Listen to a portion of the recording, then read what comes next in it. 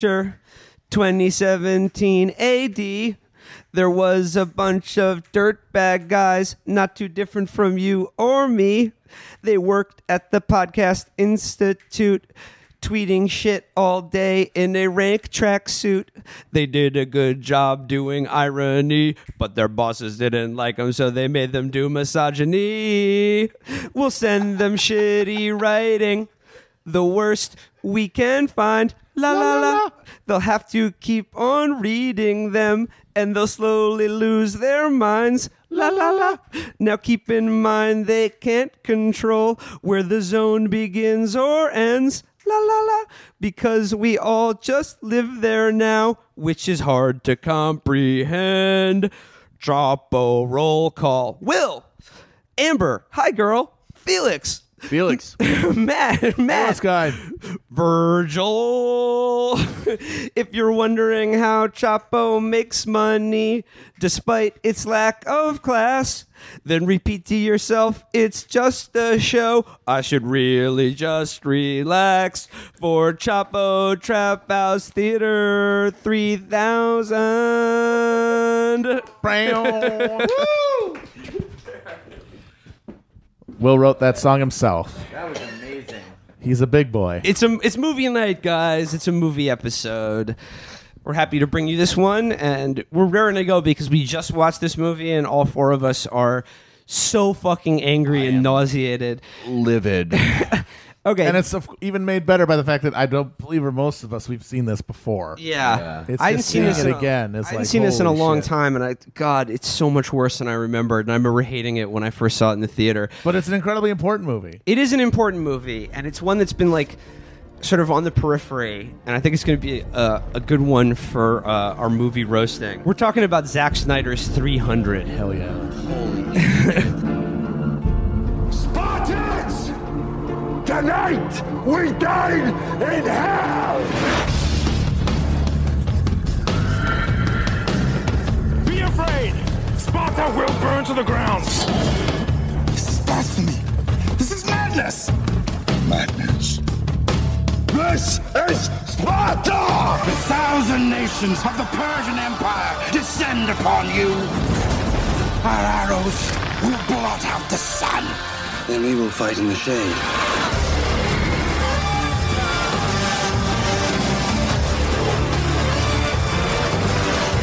This is where we fight! This is where they die!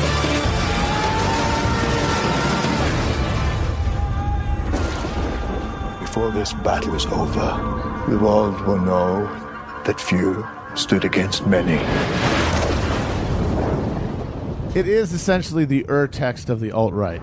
Yeah, yes, absolutely. This movie is the Rosetta Stone of like neo-fascism in America. It came out in 2007, I think. Right. Coincidentally, just around about the same time that people started to get sick of the Iraq War, and the movie is basically an ode, a Homeric ode to neoconservatism and then proto-alt-right fascism. Like that, at the time, I remember when the movie came out, like everyone was like, "Oh, this is just like neocon shit." But looking at it now, it's way more alt-right. It's way more just like 4chan fascism than anything else. So yeah, let's start with the beginning of the movie, right when the disgust began for us. When we start out, we see a baby being thrown off a hill because, you know, the Spartans... No, the first shot of the movie are baby skulls. Yes, yeah. It's like a Planned Parenthood dumpster, basically. Because these are the good guys. Yeah. Who cast their less than perfect offspring off of a fucking cliff to die. And I'm getting a little ahead of myself here as we delve into the main plot, but they say it was because they had to be perfect warriors, but I think they just really wanted all the boys to be 10s. Guys, it's a historical film. This is sort of like the Conqueror or the Duelist, where we learn about history through film. And what we learn from this film is that ancient Sparta and really all of ancient Greece was basically Pizzagate the society.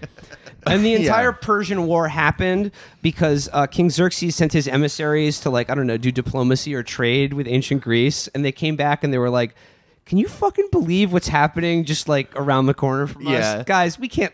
This is bad. We got to do something about this. Yeah, they come in. They're like, hey, we think we could, like you guys have, that grain, and we could. Whoa, what the fuck are you doing? And the Spartans went, Spartans, tonight we dine at Comet Ping Pong. Like, it is incredible to me that this movie, like that, the Spartans are the, I guess, the heroes of this movie, despite being just like awful and unappealing in every fucking way. Yeah, their society is deeply evil. And like, I really wish the Persians would have won that war. Yeah, I think we'd be way better off if they had. We wouldn't even have to do this show if the Persians had won at Marathon a year after the events of this movie. We would have full luxury communism, everything. Like, okay, so when the emissary, the hip hop style emissary, goes to Sparta, and he's like gesturing to all the shit Leonidas has, and it's implied that Leonidas is going to protect the way of life. The stuff we see, the stuff that Leonidas is we're seeing from his perspective are his slaves, the children that they fuck. By the way, this is the 300 episode, and for 300, we're going to see if we can make 300 jokes about pedophilia in 1 hour. So yeah, towards the beginning, like he's there with like the cuck conservative, the Athenian McNulty is in the movie. And he's like, yeah, we won't lie down like those. Athens already turned you down. If those boy lovers can do it. And it's like, Sparta also fucked tons of children. Way more institutional in Sparta. Pederast. They're like, we just work for us. It's not pedophilia. You do it as punishment. The whole society was a British boarding school. Yes. Considerably worse. And like, look, this is the second Zack Snyder movie we've roasted on the pod.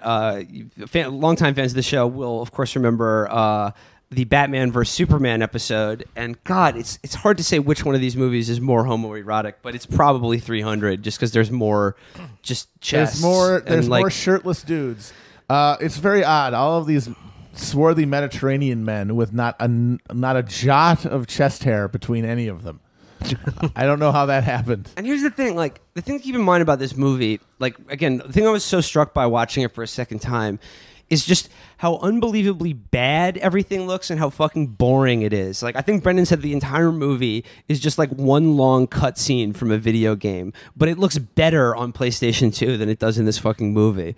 Most PS2 games had better plots and acting. And I'm not talking about like big dramatic games, like not the Metal Gear games or like Shadow Titan, whatever.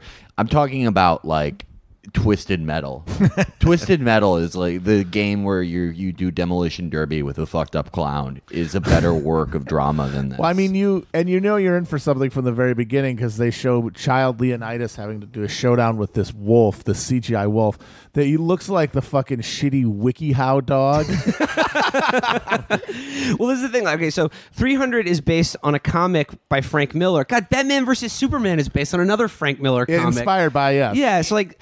Yeah, Zack Snyder and Frank Miller's sensibilities gel very well. Frank Miller should have to tell his neighbors every time he moves. I drew 300. I wrote 300 and Batman versus Superman. I also wrote Batman showers with his uncle. All the great superhero books. I made a dark Aquaman. Fucking idiot. Matt.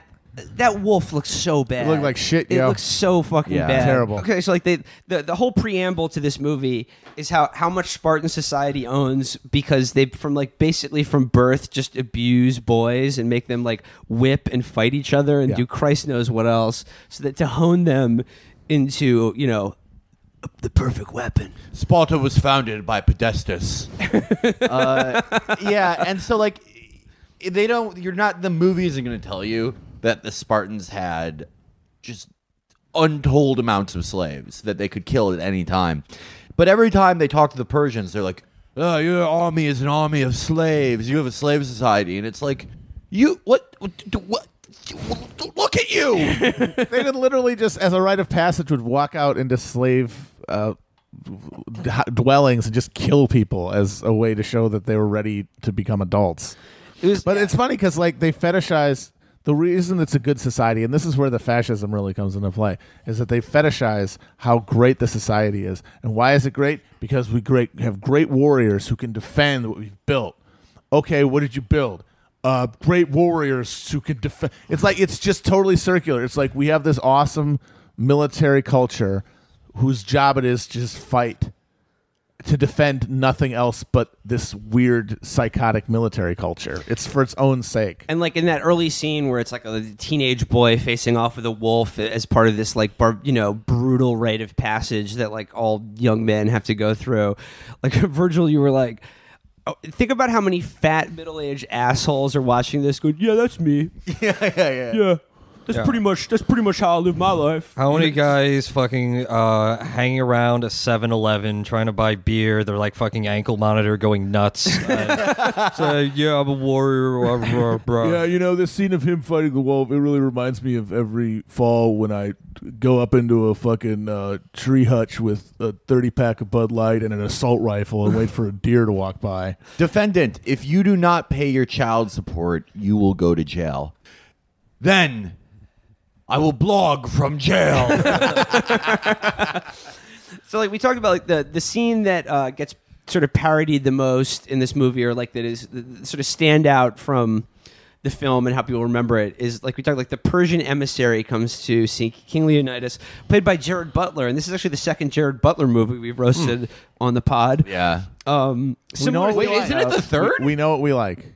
There was London Has Fallen. And Olympus Has Fallen. We didn't really do Olympus Has Fallen. You're right. You accidentally watched the original one. Classic Felix Bungle. If this was Sparta, they would have already hurled me off a cliff for several infractions. That's the thing. That's the only reason we really are angry, because we all know that we would have instantly been chucked off the cliff as soon as we were born. Well, I would have been like an athlete, but then they would have just talked to me once and been like, shut the fuck up. So the Persian emissary comes and like he gets off his horse and like unfurls a bag full of like skulls with like crowns on them to like threaten them or whatever. And Leonidas is like, you threaten my people with the heads of like kings that you've like, and it just every one of those skulls on that chain ran a slave owning empire of boy fucking. Yeah. And it's just like, how are you not rooting for these guys? Yeah, you killed King Gary Glitterous, King Savile, King Glitter. You killed the king of populace. And then they do the most famous scene where you came from conquering Penn. You killed Paternus and Sanduscus. That's how they got We Are Penn State. It's from We Are Sparta. They're like, we are not Nittling lions that will fall so easily. This is Sparta. And now, okay, this is the Boston Archdiocese. The Persian emissary coming from the Persian Empire. For those of you not familiar, Persia is currently known as Iran. Yes. The Persian emissary, for some reason, is like the most African-looking black guy that they got straight out of Central Casting. Islamic-style Afro-American man. Who is then kicked into a giant well by King Leonidas for, again, no reason. Because Leonidas is offended by what he was saying. He was talking out of place, looked at his wife, and he's like, no, that's the death penalty. Pull your cloak up. Do not be coy or stupid, Persian. You can afford neither in Sparta. What makes this woman think she can speak among men? Because only Spartan women give birth to real men. Let us walk to cool our tongues. Now, that's a bit of a problem. See, rumor has it the Athenians have already turned you down. And if those philosophers and boy lovers have found that kind of nerve, then... We must be diplomatic. And of course, Spartans have their reputation to consider. Like, this is like because it's like it all looks like a cartoon and it's so ludicrous and over the top, but like this movie is basically about race war. Oh yeah, It's completely about race war. And Virgil, the other comment you made when he kicked that dude in the well is like that scene alone right there has probably inspired like a dozen police shootings of like young black kids, like for sure. And the other thing with that scene is like he backs this dude and then kicks him into this giant open hole in the middle of the city center, and it's just like, did you not notice that you were inching closer to this giant pit? And then it's their well, and it just they kick all of the bodies into the well, and it's just like, well, won't that just poison the drinking for the? Well, that's so perfect because city? it's another element of this weird rising American consumer fascism of just self-defeating, spite-based behavior of like, yeah, fuck you, I'll kick him into the fucking drinking fountain. It's just like, fuck you, I'll eat fucking Chick-fil-A until my heart explodes. You. Fuck you, I'm going to put my face right in front of my car exhaust. I want you to because write- you think global warming is real. I want you to write Trump on my jug of wine right fucking now. Persian or Greek, no man threatens a messenger. You bring the crowns and heads of conquered kings to my city steps. You insult my queen. You threaten my people with slavery and death. Oh, I've chosen my words carefully, Persian. You come to my city, you look at my wife, you won't turn down that damn boombox. Could you please stand 10 feet to the left? And it's like, you could just imagine somebody going to one of these guys and going, dude, you're like running your car in your garage all day long just because you think libs get owned by carbon emissions. You're gonna die. This is crazy. It's like, this is crazy. This is Steve's house. It's every fucking MAGA chud who took a picture of themselves lying in a dumpster because of something Nancy Pelosi said, puts deplorable and piss drinker in their fucking display name. Leonidas comes home and he's like, the queen won't even talk to me because she thinks that I'm a pedophile because of what some Persian said. So basically, in the Proud Boy fuckers.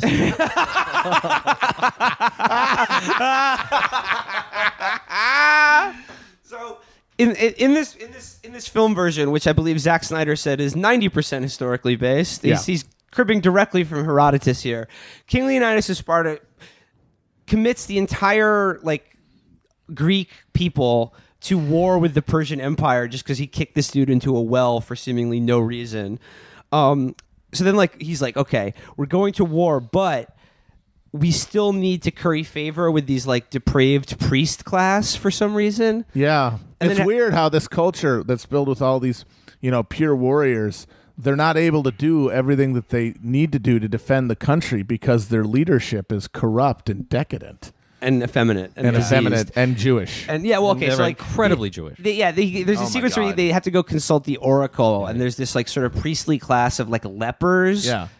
With huge noses. Yeah, I mean, these are the Jews of the movie. Yeah, and they even says the voiceover guy talks about how the clinging to an old religion. An Old Testament, if you will.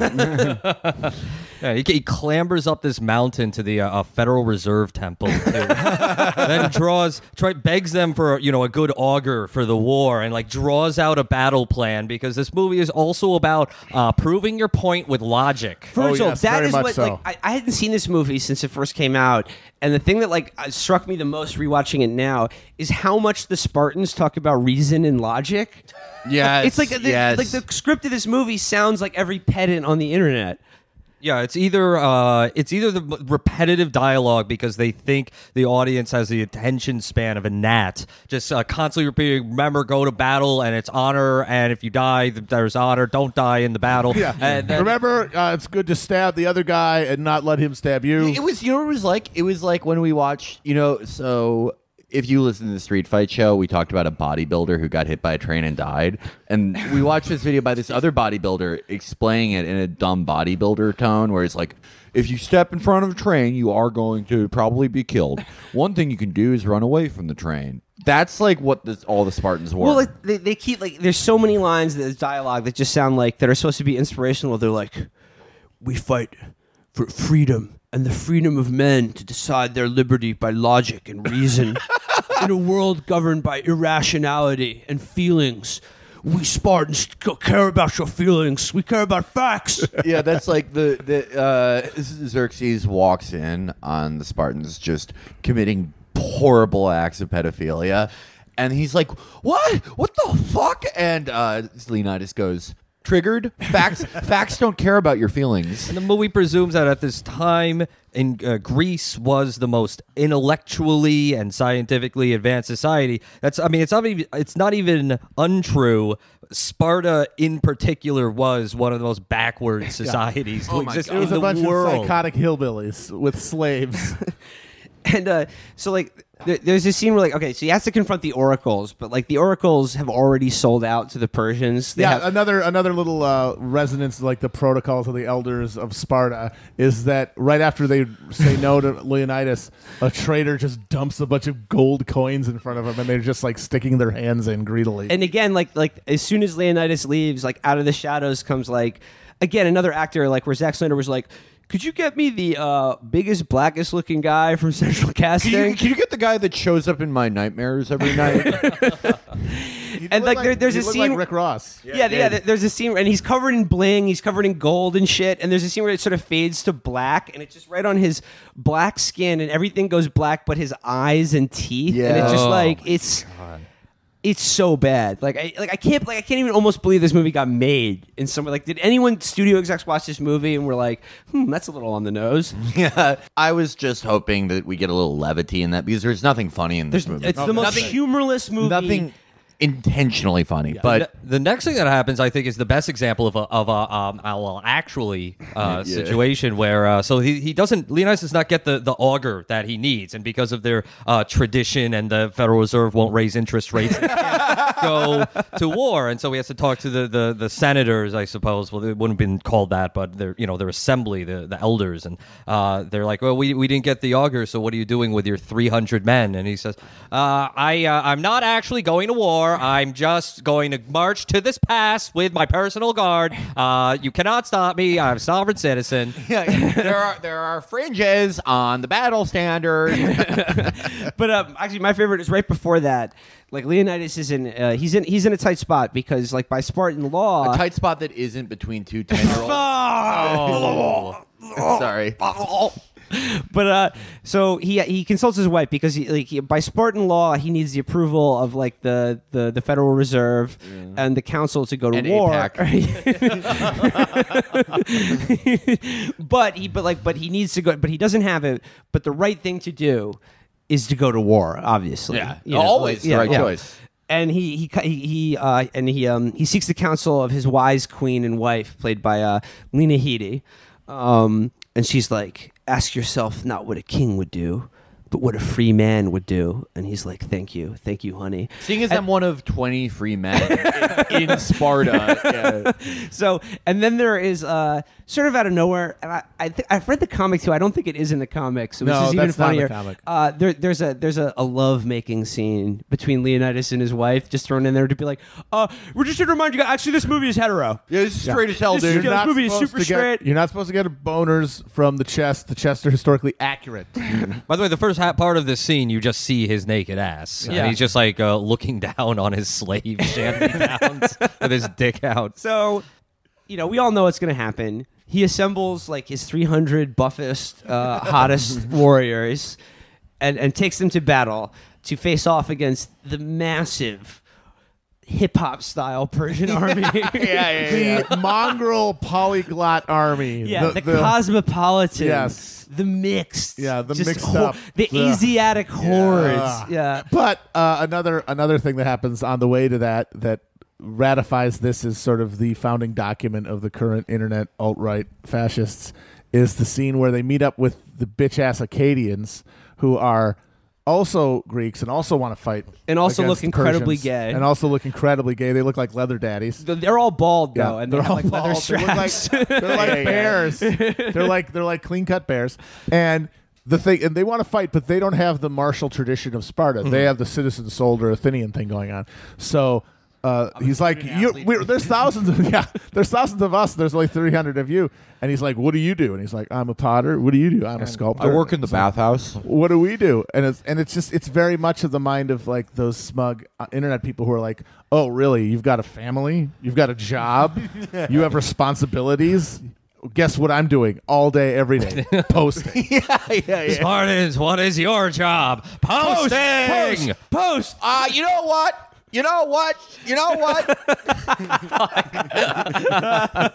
And yeah, they're bred from the day they're born. Spartan children are forced to have no interaction with any people. They are not socialized, not able to read social cues, much like the posting warriors of today. They're so attuned to posting and so unfamiliar with the corrupted society that when they see any restaurant that offers pizza, they think it's part of a conspiracy. The other thing is that they also hate women and never talk to them. Yeah. But that's because they're so manly and logical and smart that they know that, like, people who are attractive and have friends and are charismatic to the opposite sex, that's a sign of weakness. Yeah. Wow, That's a sign that's of signaling. stupidity and virtue signaling. That's in-group signaling, actually. If you do something like, you pick up your friend's tab or something, or you invite someone to hang out, you're virtue signaling. You're cucking. That's the self-cuck. Yeah. Oh, the other thing I thought was really funny, right before he leaves, like, Leonidas, like, bids his son goodbye, and he's like, never forget the lessons that I've taught you. And it's just like, no lesson has been imparted. The lesson is wrestle your dad every day. Remember when we were in the foam party together? What? You haven't told, like, the only things Leonidas has told his son is like, strength is what wins battles, but battles are what wins strength. It's like that doesn't mean anything. One more clip. Right before he leaves and Leonidas says goodbye to his wife, he literally calls her Milady twice. Well, that's the thing. It's like, yeah, they don't like women. But there is one woman with a speaking part, and it's the queen. She is the trad wife. Yeah. She is the one virtuous female, and she's rare. And you call her Milady out of respect. You doff your shield to them, Milady, and then she's like, "Come back with your fedora or on it." Spartans, vape in honor of your queen. So I mean, like, there's no real plot in this fucking movie. No, they It's go like, to they just go to the place where and the they fight is going to stab 'em happen for an hour. and then they kill a lot of people. Like, they fight a lot of people. And another stupid thing that's in this movie is that, like, as they're setting it up, they take special pride in being historically accurate, the filmmakers of this movie, and they're like, we as Spartans fight as one unit, as one impenetrable unit in the phalanx, and everyone guards the man to his left. And, like, there's some weird deformed character who, like, wants to join Matt them. Forney. Pretty much, dude. Yeah, pretty much. I've just returned from the Philippines. The Celestial rejected me. There's some weird deformed guy who's like a hanger-on, and, like, he wants to be Spartan, and then they diss him.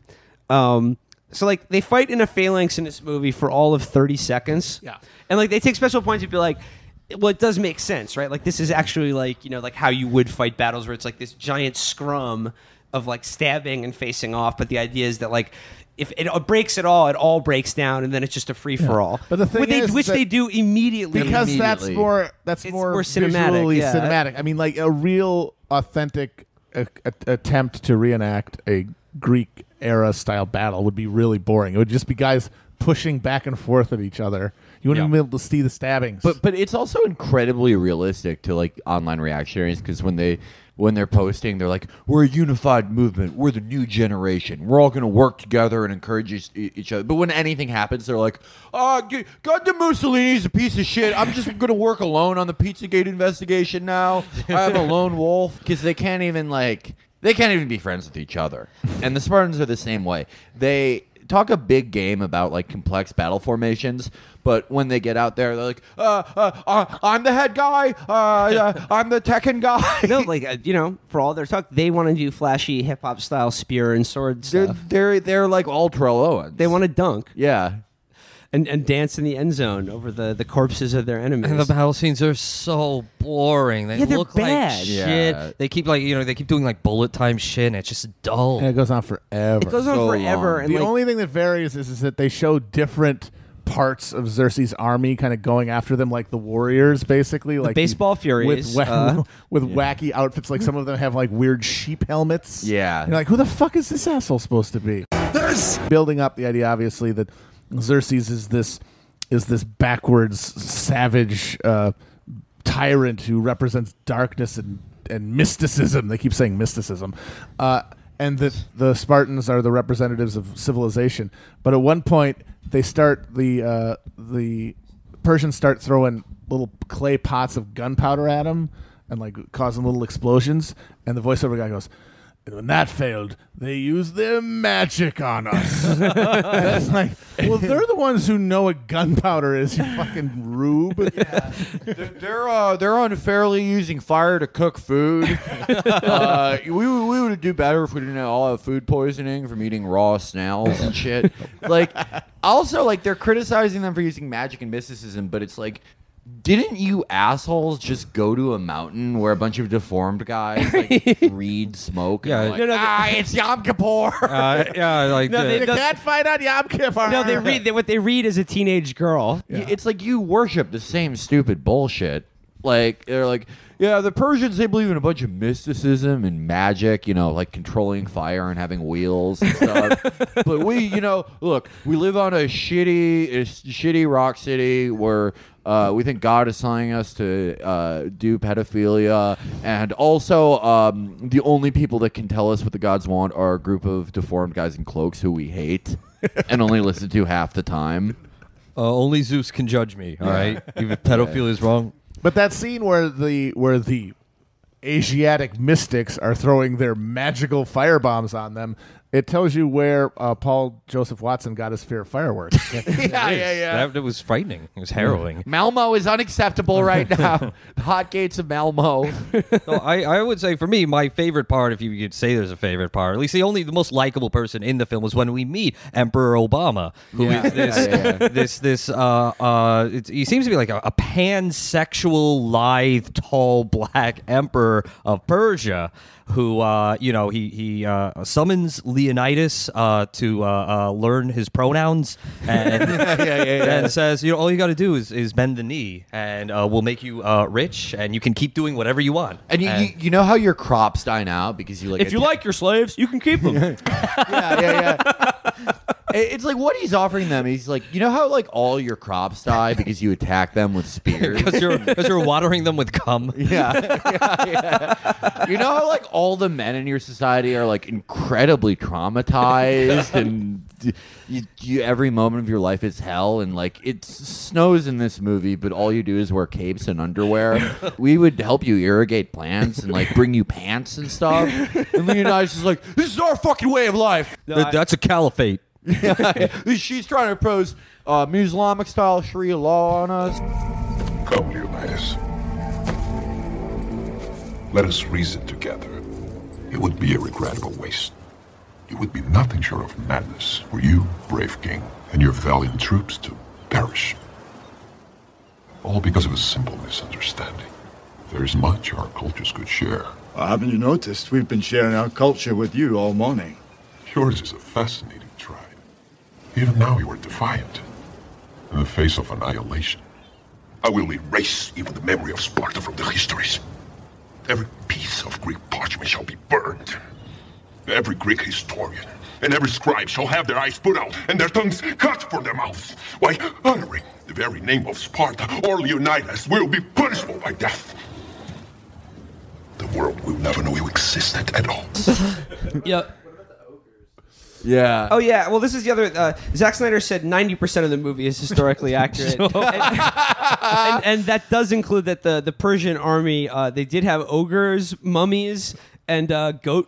I think I saw some Frankensteins. And weird wolfmen. Fat S&M creatures with sword hands. Those were just people. Those are just Germans who go to techno golf shows. But we wandered on set. Snyder gives us a look into the Emperor's tent when the deformed, this is good, yeah. When the deformed Matt Forney goes to betray the Spartans, which also tracks because Forney is kind of a persona non grata even among a lot of the alt-right guys. So this is perfect.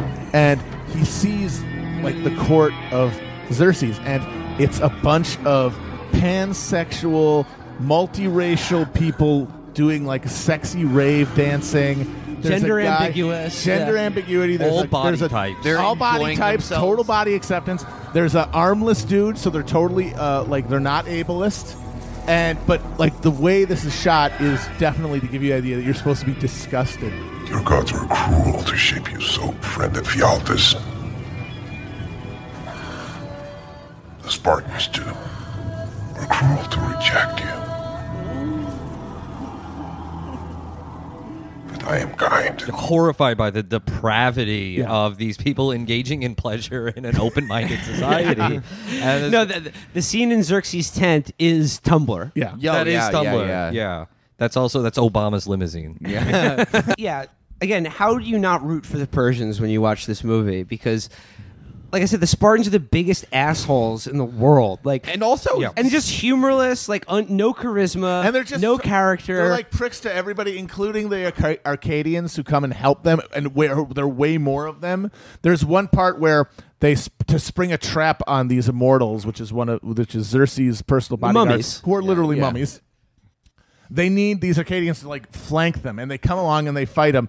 And the voiceover guy's like, "Oh, these fucking assholes showed up and bumbled around like the amateurs they were. They were okay, but they show them fighting, and it's the exact same they're fucking doing thing that the Spartans do. Exact same shit. And like, okay, so the scene where like it shows what pussies the Arcadians are.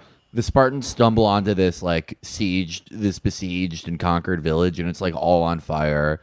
There's one boy who stumbles over to Leonidas and is like, "It's over now." And it's like, what's it like the horrible abuse you suffered from your own village that Xerxes liberated? And so, yeah, then you see this tree that's just like filled with dead bodies. And it's supposed to be awful, but like everyone on that tree deserved it. They all just committed horrible sex crimes. That's just basically like the Nuremberg trial happened. But anyway, like that's supposed to be a symbol of how depraved the Persians are, that they, constructed an elaborate body trophy.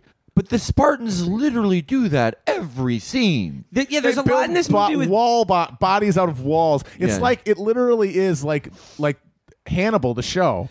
Right, Like where they build this fucking wall out of masonry and dead bodies. They're obsessed with building body walls. I'm just waiting for somebody to suggest that for the fucking border wall. Yeah, people do suggest that would for save the border money. wall. Is this where Trump got the fucking idea for this wall? Is he literally says in the movie, we're making the wall 10 feet higher now. What He are we gonna does. do That's about true. that? It's like he's talking to the emissary. The emissary is giving him lip, and he's like, "Get out of here if you don't want the wall to be taller." Well, this movie is like what these guys mean when they say they study classics. It's like, you gotta study all the ancient Greek shit. Spartacus on Cinemax, 300, Game of Thrones, The Matrix, Fight Club. Those are all written by Plato. Okay, that's not fair. Yes, that's where they were introduced to many of those characters, but the ones who they find most intriguing, I'm sure they go to the Wikipedia page to find out more before making that their avatar on their Twitter page. I picture Trump watching this in 2006, just nodding his head, going, "Oh yeah, the Bible is great. This is brilliant stuff." This movie is also the origin of one of the modern conservative movement's dumbest memes, which is when they first show up to attack, the Persians say, "Lay down your arms," and they go, Come and get them! which, of course, for the not classically trained amongst you, in Greek is "Molan Lab," or "Labe," or whatever the fuck. I don't know how It's it in, is. it's in the bio of Moron every labia. fucking moron on the internet. Yeah. But it usually just means like it's like to their moms, like, "Okay, go ahead and take my laptop. I'll make my phone into a Wi-Fi hotspot, bitch. You can't stop me. You will go to bed without dinner. Then I will dine on fruit roll-ups."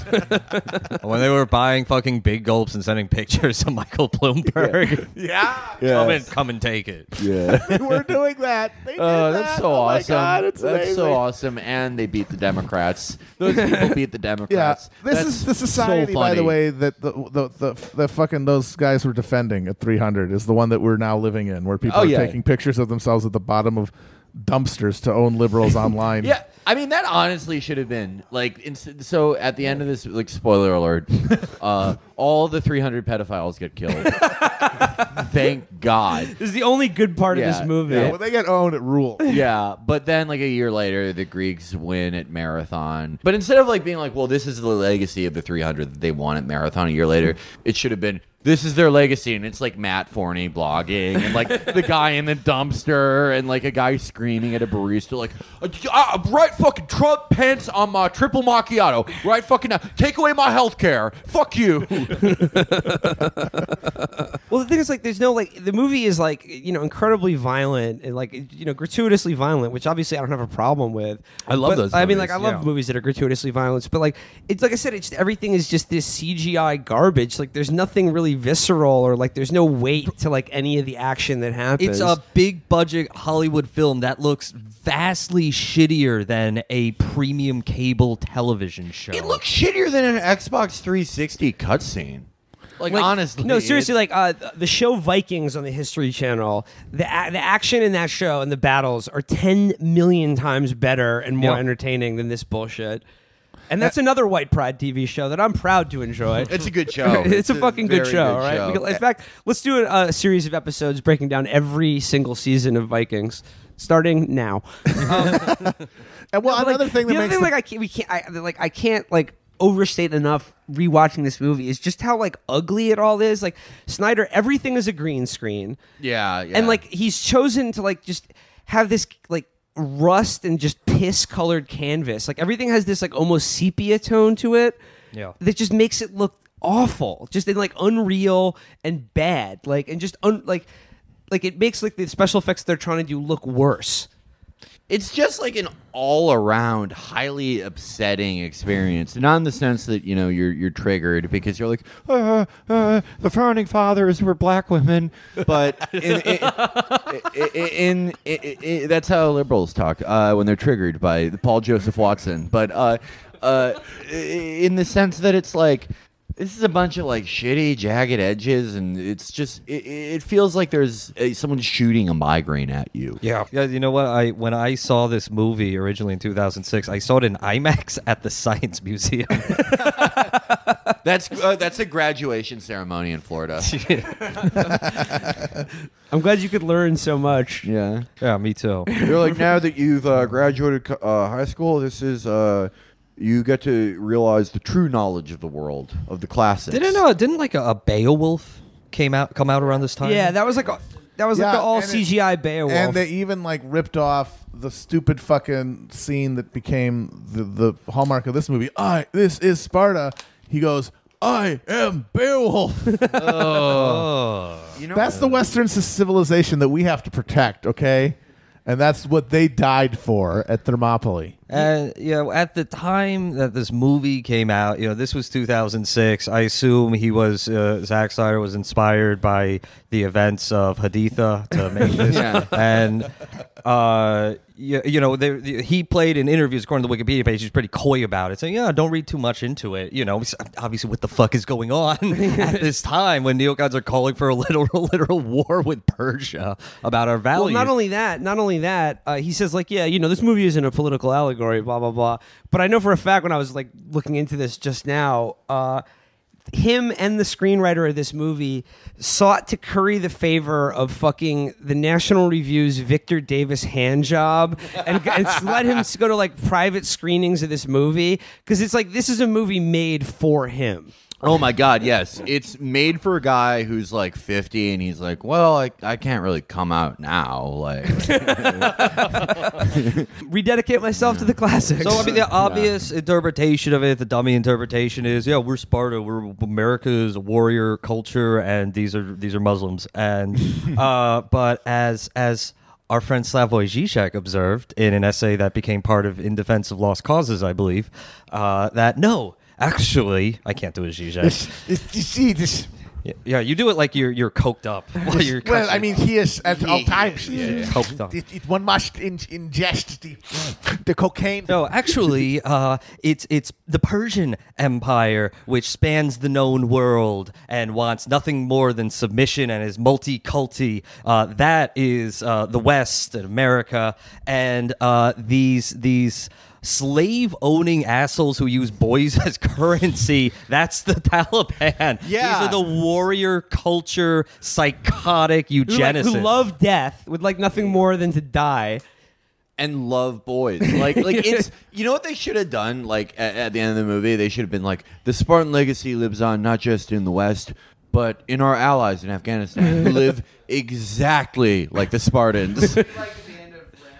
Yeah, exactly. Yeah. The brave Mujahideen. Keep reaching for that rainbow. I have had someone tell me, though, that this movie is actually not fascist because the framing device of it being told by the one soldier who Leonidas sends away to tell the council and rally for war after they all know they're going to get killed because they're like, yeah, let's all die because we were proving a point by their logic. The tolerant left is at it again. Yeah, there's literally a scene where after they all get riddled with arrows, where Michael Fassbender, who by the way does nothing in this movie but strike male model poses that are meant to be jerked off to. I don't. By the way, this movie, any other reason for them to exist. This movie should have been the first indication that Michael Fassbender sucks. But he was lying there with with like 3 fucking arrows in him next to Leonidas, and of course he starts laughing because it's actually funny to him. Yeah. But he was telling me, well, no, because this guy's telling the story and he's trying to rally the cause. It's an unreliable narrator, and it's actually subversive. But there's nothing to indicate that in the entire movie. Yeah. Well, I mean, I would just say death of the author, bitch. And like, who likes this movie and who has responded to it? Who says Molan Labe? You know, it's not fucking semiotics majors. Yeah. Dang old unreliable narrator, So tell you what. something that occurred to me about this movie is that this is Hamilton for reactionaries. because it's an incredibly ahistorical sort of... Yes. Just minstrel show. Minstrel show. But Yes. they, as with Hamilton, they took out the problematic parts of like They took out the slave. The slaves Yeah. and the rape of slaves. Yes. With this one, they did the same thing. And with Hamilton, they added something cool from the modern age, which was...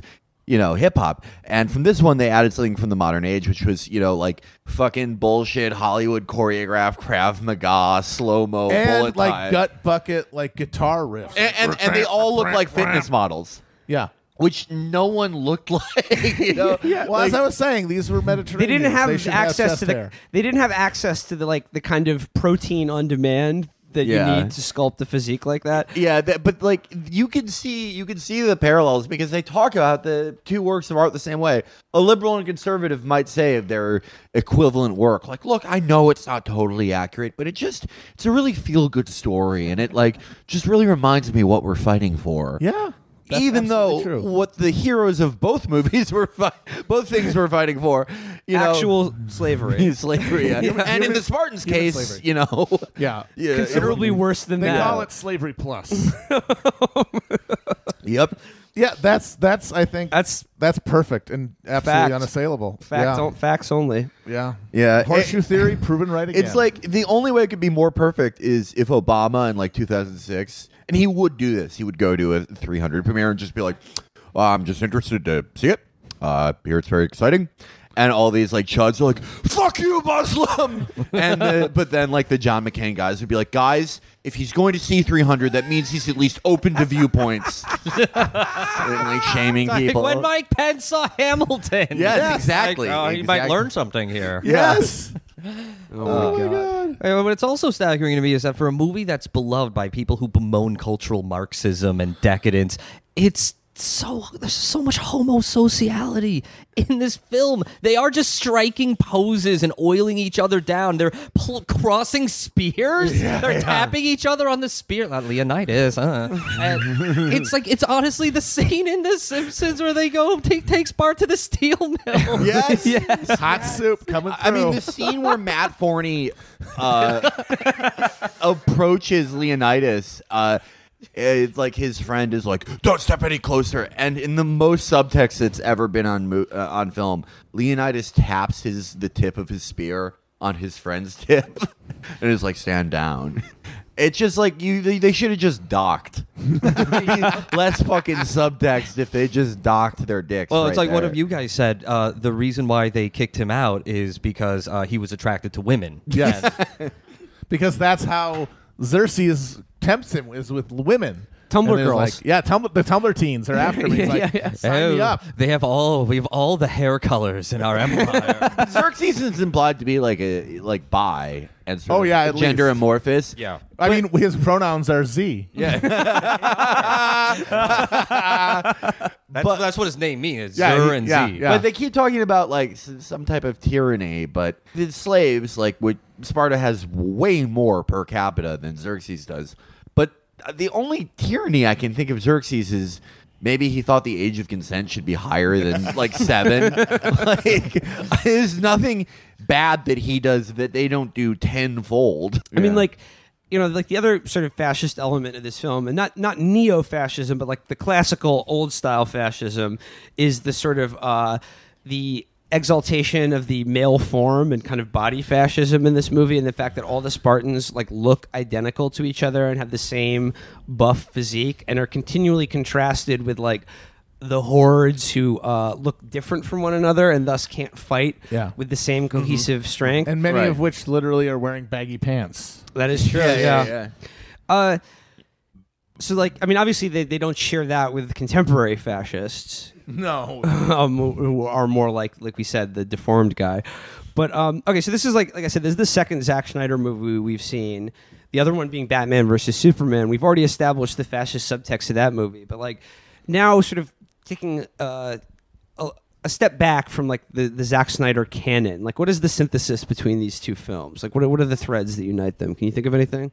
I think that there's sort of in Batman versus Superman, Batman is sort of, we already talked about this in our first review that people can go back and listen to, but there's an ethos that Superman's sort of the piece of shit because he's born with natural powers, but Batman experienced a childhood trauma that made him stronger, and he has to grind it out. Like, he has to do CrossFit. Yeah, he has to work hard, but he lives a very Spartan existence. Yep. Yeah. He likes to live in a stone cave. His only friend is an elderly gay man.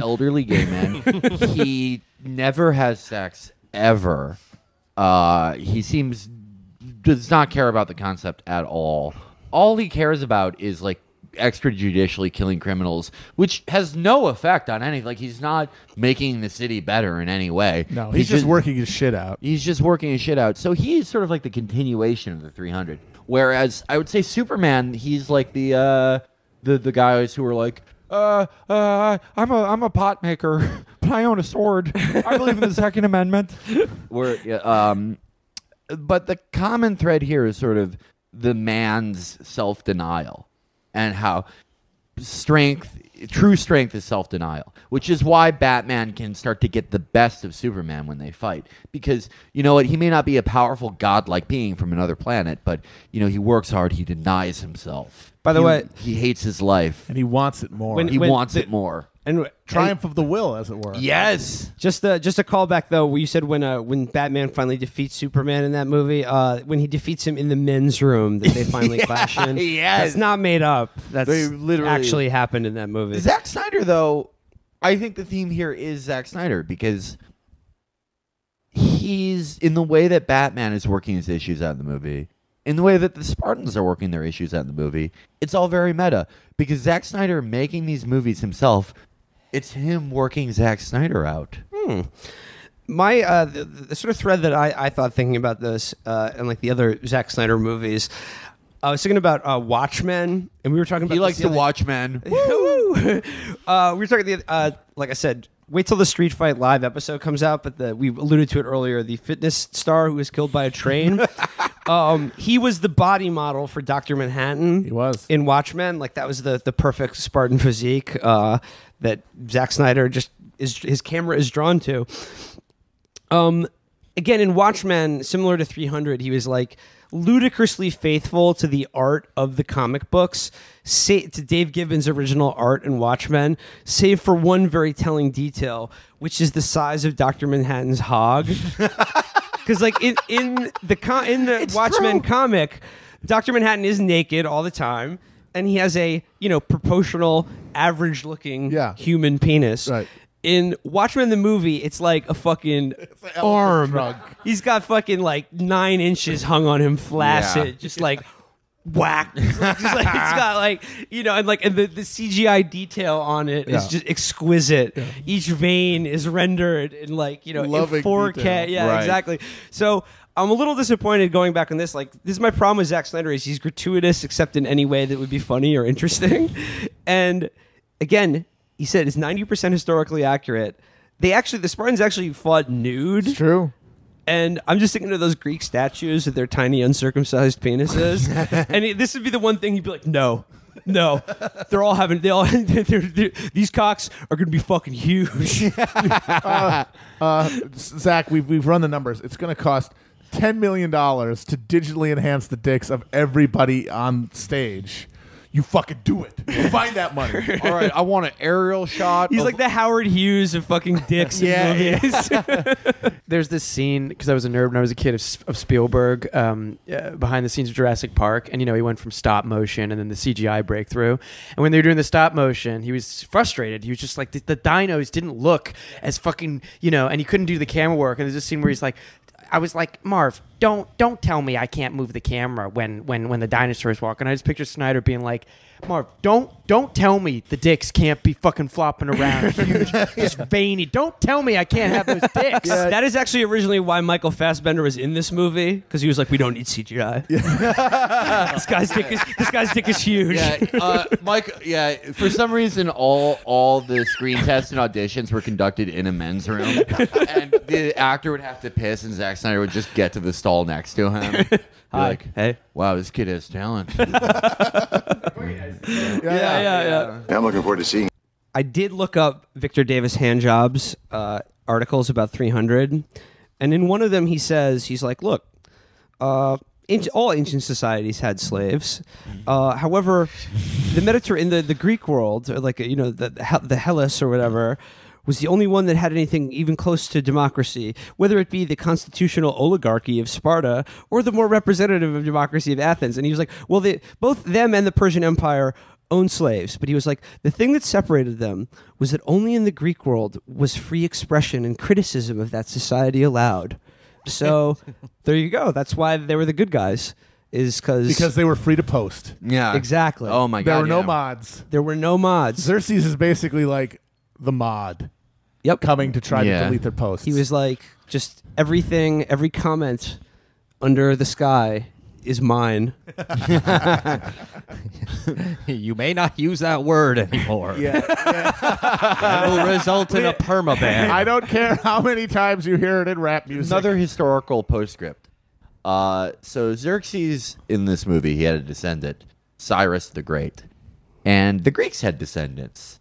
The Hellenic Empire, and this is in one of the great Judeo-Christian texts, the Torah, that the Jews, the Hebrews, were in the captivity of the Hellenic Empire, and they were forced to be recircumcised, meaning that the Greeks, the lovers of freedom and logic and democracy, were like, we have to cut skin from your dick and put it over the top of your dick. Look, I don't agree with circumcision in the first place, but two cuts do not make a whole one. Anyway, but then you have Xerxes, or Cyrus the Great, the descendant of Xerxes, the supposed horrible Iranian beast, is portrayed as he is a messiah, literally, in the Torah, because he frees the Jews from another foreign captivity. But guess what movie Jewish neocons like? That's what side they're picking. Well, Cyrus was Xerxes' father, though, right? Let me look that up. I think Cyrus the Great founded the empire, the Persian Empire. Let me see. No, it was Cyrus the Virus. Yeah. Played by John Malkovich. Oh, Virgil is right. Virgil's is right. His ancestor. But that makes the case stronger. Yeah. Because before that, what the fuck? Anyway, well, that was 300. I hope you guys enjoyed it, and I hope you'll join us again for when we break down Zack Snyder's next movie, the film adaptation of The Camp of the Saints.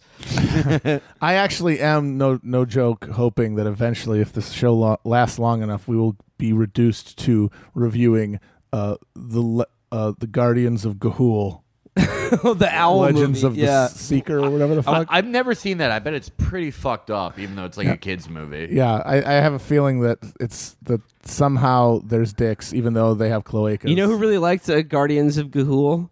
Armand White. Of course he did. Yeah. Of course. You know, according to the Wikipedia page of 300, the studio believed that it was so successful because it went viral on MySpace. Good Lord. Oh, good Lord. Justice League comes out in November. Fuck yeah. Woo, okay. Boys field trip. Yep. Let's do it again. Hope you'll join us again next time on Chapo Trap House Theater 3000. Bye. Bye. Love you.